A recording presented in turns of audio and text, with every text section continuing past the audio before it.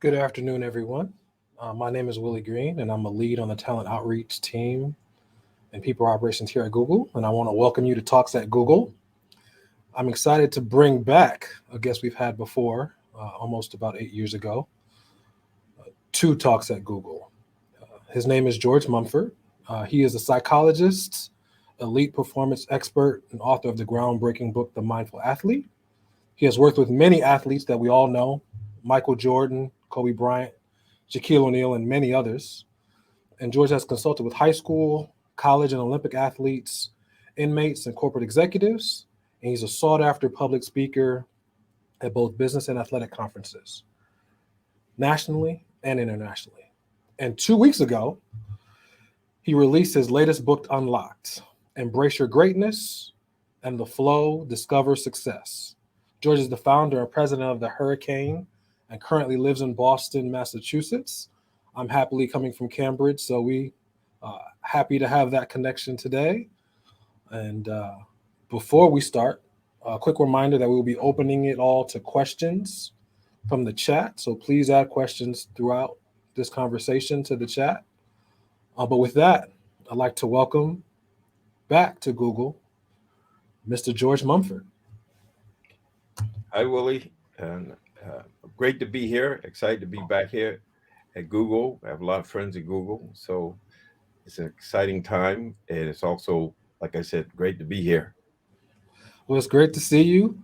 I love, and like I said, being in the Boston area and knowing you're a Bostonite through and through. It's fun to have you this time of year, but most importantly, to really have you back at Google and really talk about the exceptional work that you've done with mindfulness, thinking about performance, and really addressing those things that shape us on a day-to-day basis that we likely most of us need to concentrate more on and be better.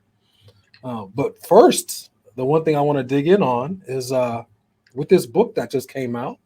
My first natural question is, what does it mean to be unlocked?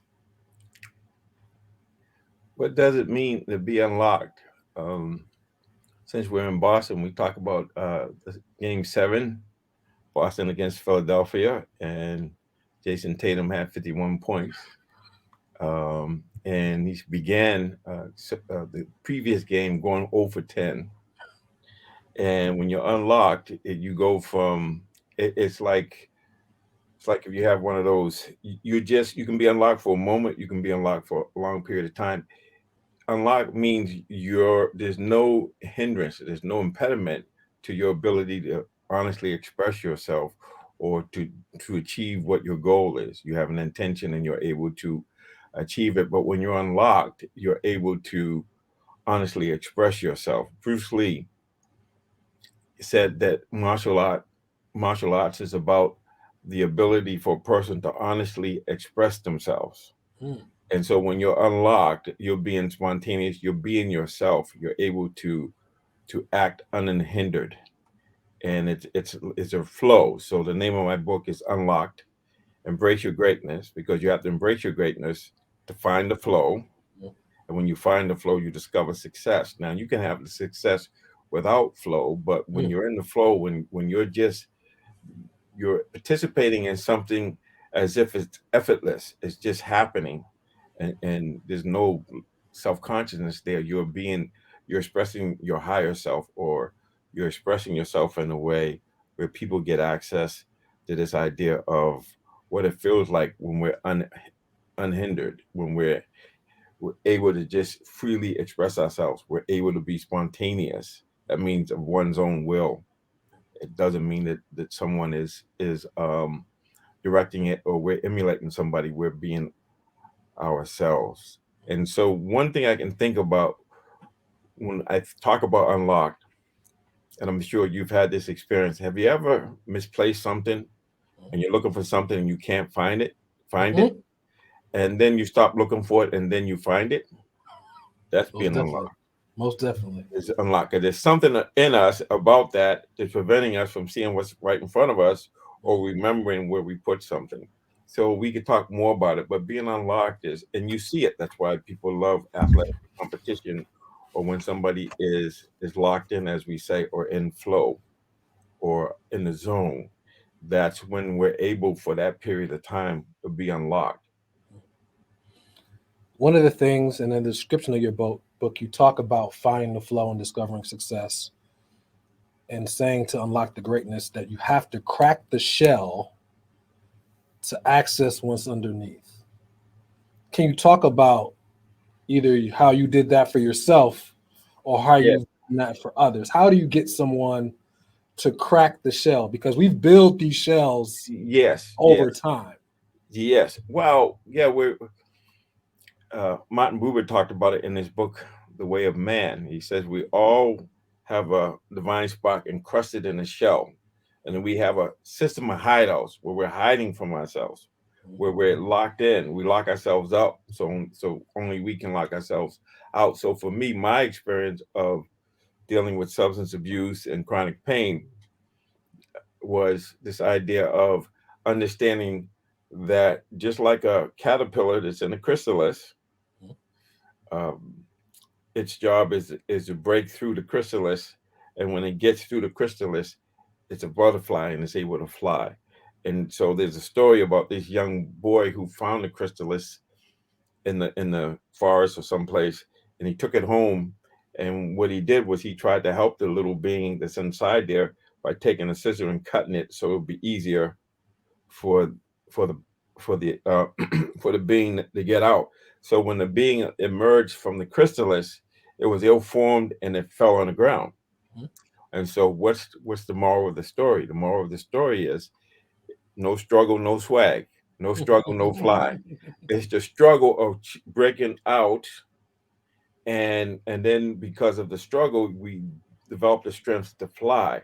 And so unlike the caterpillar and the butterfly, that's an instinct. They know that instinctively to do that. We don't know that instinctively. We don't even know we're encrusted in the shell until the proverbial crap hits the fan, Mm, or like I like to say from the mindful athlete, I just decided to go on this path when I had the AOF method of motivation, and that mm, means butt on fire or ass on fire. There has to be a sense of urgency or a willingness for us to say, well, you know, what I've been doing is not working, so I had to try something else. I have to be willing to do something because, and then once I do that, then once I realize, oh, I have this potential. I'm in a encrusted shell, and my job is to break out from the inside out. And by breaking out, I'm going to actually have the strength to fly, have the ability to find the flow, discover success. But I have to embrace the fact that I have this capacity that I'm actually number one hiding out. And once I decide, once I accept that I'm hiding out and that I want to emerge, then I'm going to get busy and like the caterpillar that transforms into a butterfly, we're going to be able to have that ability to do unlimited things. We're going to have access to unlimited potential, and that once we have access to it, then it's a matter of developing it, connecting with it, embracing it, and then expressing it for the highest good, for the greatest good. there are a couple of sayings that you say throughout the book that I love. The one you just said, no struggle, no swag. Anybody who's really had to work through something and come out the other side better understands that one. But the other one that you talk about, you use the Chinese, the proverb talking about to know and not to act like you know is to not know. Yes. Tell me more about how you see that and how you communicate that with clients and other individuals to convince Yeah. them to Well, find their true essence. yeah. So if we go back to the days when I was listening to music, James Brown had a song called "Talking Loud and Saying Nothing." that is, that's what I mean. I'm saying if people say I know something, but if you don't act as if you know, if you don't show you know, Mhm, then the no is a go. I mhm, mean, the to know is a no. mhm, So you have to, when you understand something, see, because we can talk about it in our head, talk is cheap, but it's putting our words and having the action behind that. So having alignment with what we say and what we do. And so when we say we know something, like I said, I know what time it is, or I know whatever it is, then I got to act out of that knowing. It's got mm, to be it's got to be a behavioral expression. It's got to be an expression of knowing it. You got to show you know. mm, And so that's what that means. So a lot of people talk a good game, but when it comes time to putting it into action, to do what you say you're going to do, mm. it becomes challenging. And I remember listening to Neville Goddard, and I may not get the quote quite right, but he's basically said it was easier for me to tell 20 people what to do than for me to do what I'm telling people to do. That's one thing I've heard.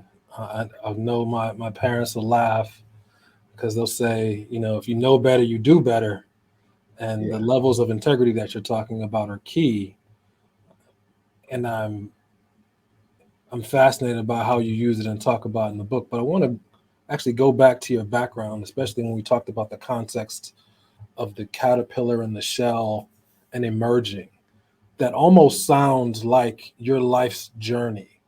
And so I want to go back a bit to Boston and talk about some of the early days of you growing up, your family, your mom and dad, your sisters, and talking about then and where there early seeds of this individual that we see today in terms of the mindfulness and the focus on other people.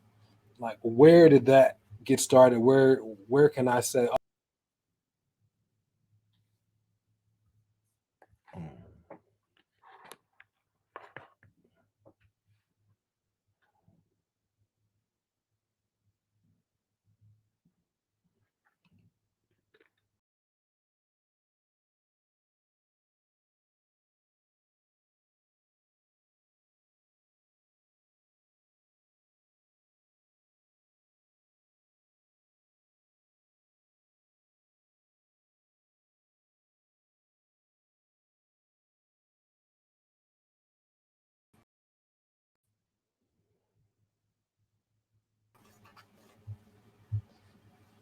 and so going back, talking about the shell and what brought you here, what experiences from your past would you say brought you here as the performance expert you are today? Yes. So we have this debate, ongoing debate since time immemorial about nature and nurture. Mhm. And so what I would like to start off to say that, I was born with a masterpiece. So the potential has always been there. Okay. So Okay. that's the thing. And Okay. it's interesting because my family, my mother worked in a hotel. My father was worked on a labor on the railroad, and he also cut hair. He was a barber. But I think my family is always, we've always been this idea of, we didn't have a lot of financial stability, but we always had this, just I would say not just integrity, but we had this ability to just meet people where they are and always talk about seeing the other person as a whole person. I would say, um, and comes from my grandmother, my mother, my brother. When they used to meet people in the street, it doesn't matter who they were; they always were kind Hmm. and focused on that. And I think because it was challenging growing up, I think, and we were Southern Baptist, so I had to go to church until I was 14, and then I stopped going to church. But the stuff I learned in church is still there. For Hmm. instance, people might not know that mindfulness is in the Bible. I think it's in James. It says a double-minded man is unstable in all his ways. Hmm. If you think about it, as a man thinketh in his heart, so is he. You shall know them by their fruits. Hmm. All the stuff like that. This is spiritual teachings. The Sermon on the Mount, when Jesus, the asking it shall be given to you, seeking you shall find, knocking it shall be opened unto you. So, so I think I was always spiritually inclined. Hmm. There was something about, I wanted to connect to something greater than myself, and I had this sensitivity, and I just wanted everybody to be happy. I wanted everybody to not struggle and suffer. So I think that was always there and then so I think there was a back background or something in me that knew that there was something greater than myself that I could access. Mm. So I think that's number one. But I think the adversity actually is what got me to where I am, because if I fast forward to college and I got injured playing basketball, and then my basketball career was over, but I was always injury prone, so I was always on some kind of medication or whatnot. And then I got addicted to illegal drugs and alcohol. And I think that uh, those adverse those that adversity, those difficulties actually allowed the latent abilities that are inside me to express themselves. And so that's what happened. I think when I got clean and I started opening up and I started just having thirst and hunger, not just for knowledge, but for wisdom to seek understand. Well, how was I able to get clean and other people aren't? Well, how Mm. do I know what people are really saying? Because they say one thing and do something else. Nonverbal communication is 93%, 7% is words. So I was very fascinated. How do you make that alignment? Or if somebody says something, they do something else. How can I distinguish that? So there was just this idea of understanding this mind body process and just getting to a point where I realized that the best way to learn something was to teach it, Mm. and the best way to keep something is to give it away. Mm. And so I just was spiritually inclined, and so I just sought the truth, and so I studied a lot of things. And so the first thing I noticed when I got clean was I had this need to be intellectually stimulated. Mm. So before that, I would read a paragraph or read a book. If I didn't understand it, then I didn't understand it. But then I gave myself permission to read it as many times as I had to until I understood what I was reading. And so in July, I'll be 39 years clean. And over that 38 and I don't know, 9 or 10 months now, I read over a book a week Mm. at least, but sometimes more. Mm. So I just learned things, and then I started understanding, like I said, the best way to learn something is to teach it. And so I was very curious about how to access power. How is I able to do things that most people are not able to do? How do I relate to difficulty in a way where it empowers, motivates, inspires me? The thing I love about the sin that you just talked about is that you went deep inside yourself to discover and think about, all right, this is what it does for me. How Hmm. can I do this for other people? Yes, And yes. then you've taken that and become a teacher. I want to hear a little bit more about how that teaching translates to individuals who are very different than you in some ways and similar in others. Hmm. And so you talk distinctly about the Bulls. You talk about the story about getting in that area after MJ decided to go back, and I think or to retire, play a while. But I want to talk a little bit more about the other individuals that you work with because obviously you worked on teams with superstars, and superstars are Right. key. But also the role players and individuals that are a little bit more surly. So I want to talk a little bit more about and hear more about the Shaquille O'Neals of the world, the Robert Ory's of the world. Hmm. How did you connect with those individuals who may, you know, have a decent sized ego, Hmm. uh, but still you need to be able to handle them professionally well, but also get them to their peak performance because their role is almost as important sometimes. Yes. Well, all I see is masterpieces. All I see is divine sparks. So I'm meeting Hmm. with them based on uh, meeting them where they are, and then creating a vision of possibility for them that is something they're interested in. Hmm. So it's really about, because there's really no difference on some level. If you really think about it, I like to talk about this idea that all experiences are of equal value. Now, we Hmm. don't give them equal value, but anytime you talk to somebody, so so I'm going to relate to them. My idea is how to meet them where they are, how to meet them where they are, and then it called leading and pacing, and then allow them to grow and evolve in the way they need to grow Hmm. and evolve, and having these core values about, there's the me, but then there's the we. And so the we is going to be as strong as the weakest me, so you got to do both. So it's yes and, it's not either or, but everything begins with the individual self.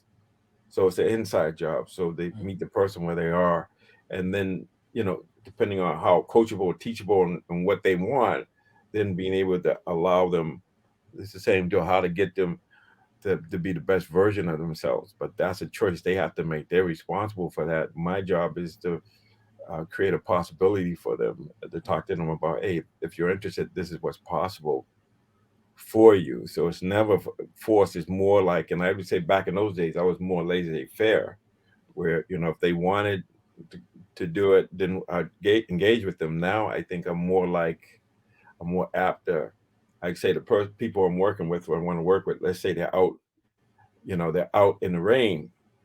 I'll go out with an umbrella and get them and say, hey, you want to come inside? You want to hang out? So that's kind of the metaphor. you it's okay if you don't mind getting wet, but you get wet, and you don't. It doesn't have to be that way. But if you want that, then you can have it. So it was really more about, yeah. It's interesting because to me, it's about me being able to see what's there, and ask the question, how may I help? And Hmm. so you've heard, I've worked with Phil Jackson's teams. I've been working with Phil, like I've known Phil for 30 years. We've been doing things together, Phil Jackson. And they talk about the triple post offense, right? Hmm. I have a triple post offense as well. Hmm. My triple post offense is recovery, unity, and service. Hmm. So my job is to serve. My job is to help people be themselves, and help people find their authentic self, not somebody who, pseudo self, but to help them do that. So anytime I engage with people to the degree that they're interested and into it, my job is to help them be in the moment and to be able to honestly express themselves, and express themselves in a way that the me, and that dynamic tension between the me and the we, and being able to create a process where we can have mutual benefit, mutual respect, inclusion, and just the idea of pursuing excellence and wisdom with grace and ease. That's what I'm up to. And so people up to that, then we'll talk about it. But it's not like it's formulaic in some level. There's a formula to it, but the real formula is, you got to be in the moment and you got to deal with what's in front of you. There's Hmm. just no way around it. So depending on whether it's a crisis or whether you're in the seventh game of an NBA championship, uh, it really doesn't matter. Or sixth game. What matters is, can you show up and honestly express yourself Hmm. individually and collectively. That's what it comes down to. And so how I might respond to that depends on where they are and how I see it. But it's this idea of me allowing my masterpiece to just see what's there. And then out of that seeing, out of that silence, and out of that stillness, there's a wisdom and there's a creativity that expresses itself. There's a grounding what you say when you talk about everyone is a masterpiece. You said it a couple of times, and you mentioned just now the difference in environments. No matter where you are, championship game, in another environment, it's more about being in the moment and assessing. I'm curious when you talk to, because you've done worked with extensive groups, but not only athletes, that has included executives and that has included inmates. I'm curious if there is a piece specific. We're at Google. Is there a piece that you've done with corporate executives that you've seen as something that a lot of us have to think about when we work in the corporate spaces? Is there something that has risen to the top and you say, you know what, this is how individuals in this space need to think about unlocking on more often? Yeah, yeah, authenticity, being real, Mm. and working. So it's interesting because this book initially, I wrote a proposal to talk about leadership. Mm. I wanted to write a book about leadership. But here's the interesting thing: to be a leader, you have to be yourself. And if you think about it, reflecting on it, what's the first leadership expression, or what's the first leadership choice that you make? Do you have any idea what the first leadership choice you make? How you show up. Not only how you show up, but make the choice to be yourself, Mm, because you got to be yourself to be a leader. mm, So whether you're a mindful athlete or a corporate executive or mom or dad, or you are CEO and you're about to close a big deal, it always comes down to you being able to create space between stimulus and response, and in that space, the freedom and power to choose according to your values and according to what your goal is mm, or what you say. So, first question I ask people if I was working with you, Willie, I would say, "What do you want? mm, What do you want?" And then the second question, well, who do you need to be to do what you want to do? mm, So let's say you want love, then you got to be love. mm, If you want peace, you got to be peace. If you want to be, uh, if you want to have power, you got to give power. If you think about it that way, so leadership is about this idea of sharing power, sharing influence, being inclusive, and inspiring, um, empowering rather than carrot and sticking, because that's mm, dealing with a thing. mm, And so if you're dealing with a whole person, that person's body, mind, heart, and soul, mm, you have to address all of those. So you have to treat them, pay them fairly, treat them kindly, mm, let them use their creativity. So if I just going back to, we're talking about the work environment. So mm, Malcolm Gladwell in his book Outliers, he talks mhm, about meaningful work. mm, So what is meaningful work? His definition is autonomy, mm, complexity, and fair exchange between effort and what you get. mm, Okay. And so that's it. So you have to have, so in other words, creating a situation where the person can honestly express themselves, but they're committed and they're seeing, like say, if you're working for Google, you see Google is not as uh, someone else's company, but as our company. mm. So you share in that, you take responsibility, you take personality, you take responsibility, and you make choices in alignment with for the greatest good of this organization. And so to get that, but that's kind of like swimming up against the stream, because it's not really run like that. A lot of the money may go to stockholders Mhm, and the higher ups. And what I'm talking about is there has to be fair exchange where the other stakeholders, like not only the stockholders and the owners and the people that work at the company, but the community mm, and the whole universe. All of those things are stakeholders. They have to have some value if you're going to really succeed in a way where you feel good about yourself and you can empower. So you're empowering organizations and communities and whatnot. And so other than just a carrot and a stick where you pay people, but that only goes so far unless you develop. Because if I leave out any part of those, say I pay you a lot of money, but I don't respect you or I don't use you, let you uh, have autonomy and complexity where you're given a more uh, challenging more challenges so that they continue to grow and evolve, mm. and then they get fair exchange, mutual benefit, mutual respect from the work they're doing. They get paid for that, or they can expect something, and that's going to happen. So when you do that, now it becomes our company. It becomes something that is not I'm doing it, or you give me something to do and you carrot and stick me, and I'll do it, but I hope it doesn't work. I might just rebel altogether. If you want the whole person, you got to treat them as a whole person. Mm. Does that I make think any that sense? And so no, no these are the question. things, and how that manifests depends on the situation. That's why the formula is to see what's there, let what's there speak to you, and then once you get the intel, then you can apply the technique or the process that you need to apply to achieve what you want to achieve. But you got to get clarity about what the clear, well defined goal is, or what is your intention. You got to be clear on that. I think the key part is that clarity, and the Yes. other part that I think is the one I know I've thought about a lot is that being the characteristic that I want and sharing the characteristic that I want.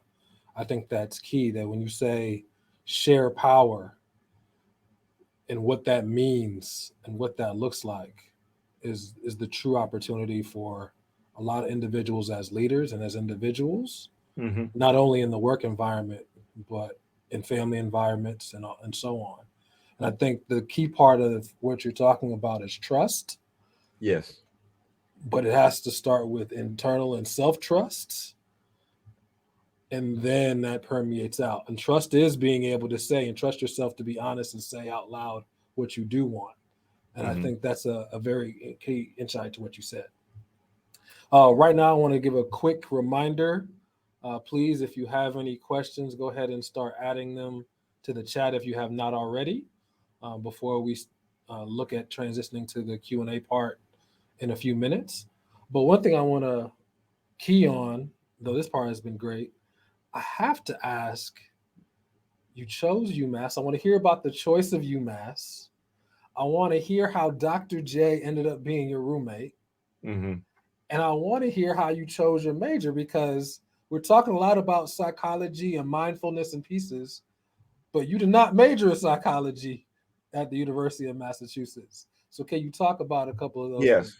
Yes. So as far as choosing UMass, I got accepted by the University of Delaware, and that was a teachers college, and I was going to have to, yeah. So that was out of state, and I didn't want to be a teacher. I knew I wanted to go into business. And how did I know that? Well, my high school coach, Mr. Galvin, he was a math teacher, and I remember having a conversation with him during my, it could have been sophomore year, because I went to High Park High School, and it was 10th, 11th, and 12th grade. We didn't have ninth grade. And so he said that accountants make good money. So I chose to major in accounting. That's where that came from, man. It's just really that simple. And so obviously going to UMass is not going to Bridgewater State or going to University of Delaware. It made more sense for me to go to UMass. And so I went to UMass, and of course I would have been a walk-on basketball player because I didn't have an athletic scholarship.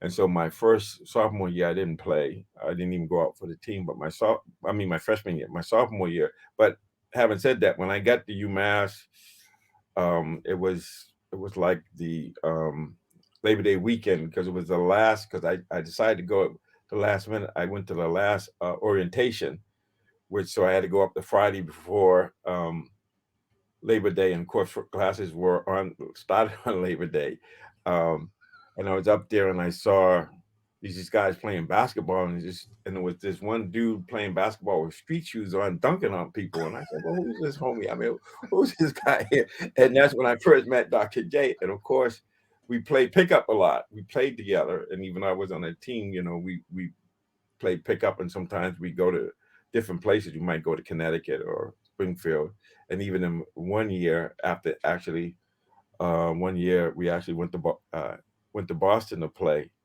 and it was funny because Julius had hurt his ankle and he was in crutches.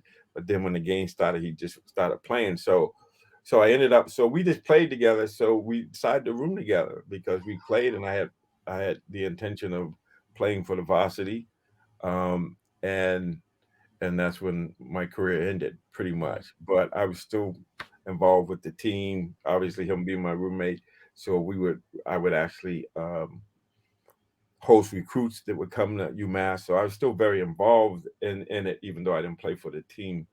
But I was still involved in terms of stuff like that. Being his roommate, we did things together. So yeah, so I had to. When I think about it, there's no accident. Just think about it. I knew Jay, his first varsity game he played. I was there. He had 32 points and 28 rebounds. His first semi-pro game, when he decided to go hardship, we drove to Portchester. The first time I seen him play, because you have to understand the context is, in those days you couldn't dunk during the games. Mm-hmm. That's So he right. had all those dunks he was saving over 2 years. He played 2 years. He played varsity 2 years, JV 1 year. And so I went, and all of a sudden he's playing and he's unlocked. I mean, he's not having a finger roll. He's not having to play in a set defense, but they're running and gunning. They're moving back and forth, just playing freelance. He could be creative. And he was making shit up. I was looking at him and said, "Oh, he made that up." Excuse me. Or I seen him practicing it, but you could see, I could actually see the unlocking of him in real time, where he took his game to a whole other level, man, because all of the shackles, all of the constraints were off. And so we could talk about who the greatest players are in all time and whatnot, but you have to understand, why was there no dunking when he was in college? Because of Kareem. They were trying to slow Kareem down. At those days he was called Lou Alcindor, but they were trying to slow him down, so they kept changing the rules. Just like in the golf courses, they changed golf courses because of Tiger. You know you're a bad mofo when they had to change things just to keep you in some level of normalcy, or where you're achieving and you're playing at an elite level, but not so ridiculously so that everybody else is left behind. So I've been fortunate to be able to be with Dr. J, and of course that set it up for me to be able to work with other elite players because I had street cred. And so then once I started working with Michael and and Scotty and Dennis Rodman and Kukos, all of those cats. Now when I go to the Lakers, we got 3 championships. And so I got there's a street cred. Then we went 3 more with them. So then it ripples. But I think it's no accident that I because I think when you get clear about what you want to do, who you want to be, the universe colludes with you. And then, when they say when the student is ready, the teacher will appear. Well, those situations will appear. And so I have that lineage. I think about Dr. J, Michael Jordan, Kobe Bryant, on and on. Then you can put whoever you want in there. You can put obviously LeBron. I didn't get to work with LeBron, but you can see the lineage. Just go. They're just like they're standing on the shoulders of giants before them. And I know Jay really, emulated Elgin Baylor and mostly Connie Hawkins. They used to call him Mini Hawk or Little Hawk because Connie Hawkins was a little bit taller than Julius. So yeah, I had a vantage, a really good perspective on how to unlock, because I've been seeing it my whole life, not just with me but people around me, being around greatness. And I would say I'm always around greatness, so people are unlocking in many ways, even though it may not express itself in terms of being an elite performer in the sport. That's that's wonderful. I think the key part is you talked about environment being unlocked, and I think key for all of us is thinking about that, being honest, and looking for the environments where we're allowed to be our authentic selves to unlock the best in us. With that, I'd like to move forward and unlock the question and answer, and so we can prompt it and get into the questions that come up. I'll read the questions, and the first one is from Ola. Ola asks, "Do you have any advice for encouraging teenage children towards finding their authentic selves, especially in the area of education, where parental emotions and angst can run high?" That's very simple. You got to be the message. Mm. You gotta be before you can do, before you can have. And so I think Gandhi talked about that being a message. And I think it was uh, from the story I read about, he was entertaining questions, and his mother asked him, "My son eats too much candy. Mm. Do you have any suggestions?" And he says, "See me in, I don't know if it was 2 weeks or 2 months or whatever." And when she came back, he was able to talk to her because he had to do it because he was still eating candy or something like that. So, but there's something about us that we don't want to be phonies. We have a BS meter for phonies and whatnot. So you have to be the message, but then realize, um, how to meet them where they are, and to talk to them, because the more you try to control, the more you're going to lose control. But it's really more about being the message and talking to them, but showing them, why it's important to have integrity, why it's important to, be selfish so that you can be selfless. If that makes any sense. Definitely.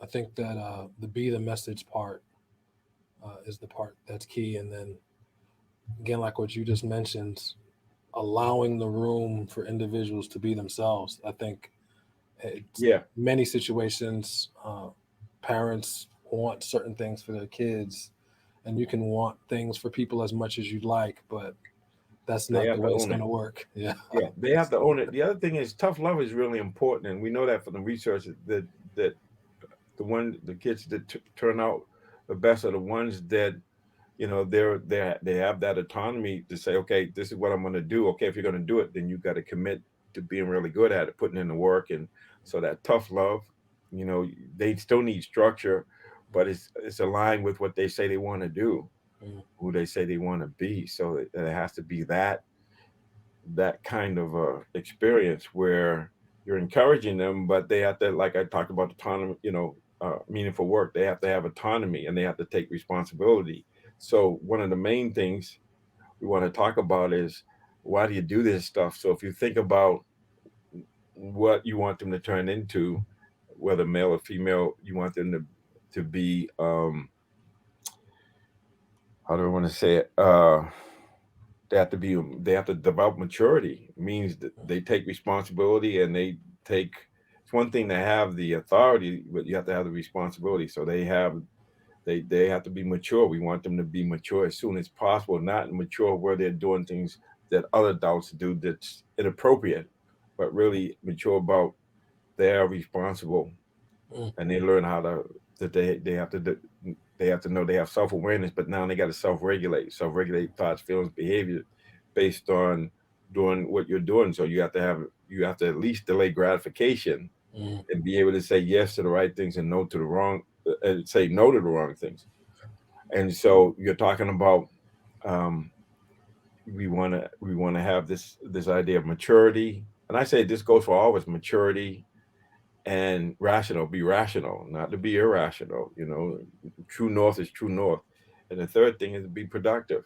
mm, We're talking about love, producing things, not rather. So for me, that's a goal for a person is to have an orientation towards love or service or being able to give, but also understanding that I have to be rational and I have to be mature, which means I take responsibility for stuff. take, And that's the take, thing we don't really talk enough about is this idea of personal responsibility, no excuses. mm, take responsibility. We can have a whole nother show on that, but we'll move on to the next question. uh, Lauren LaBouffe. Hi, Lauren. What have you found is the biggest difference between working with athletes versus corporate individuals? What makes athletic competition so a lot easier in terms of context is there's a beginning, middle, and end. Like this, but in corporate and in life in general, it's it keeps going. And unless we demark or we structure and say, okay, so this is, and we do this on some level. This is 6 week, 6 month plan, the 1 year, 2 year, 5 year, whatever it is. But it's basically the same thing. I I say that life is a marathon.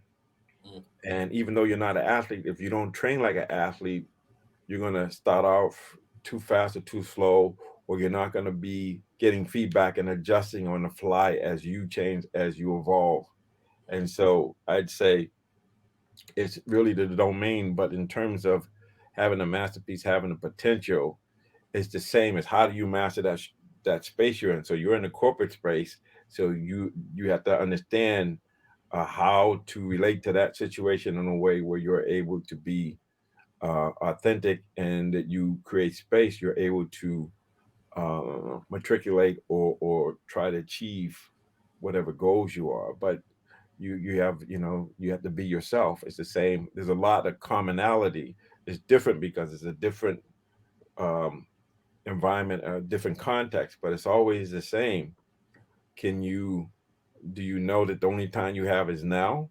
mm, You know the only person you can be is you, and all you need is love. You have to have coming from the growth mindset. You have to be somebody that's willing to make mistakes and to learn from them.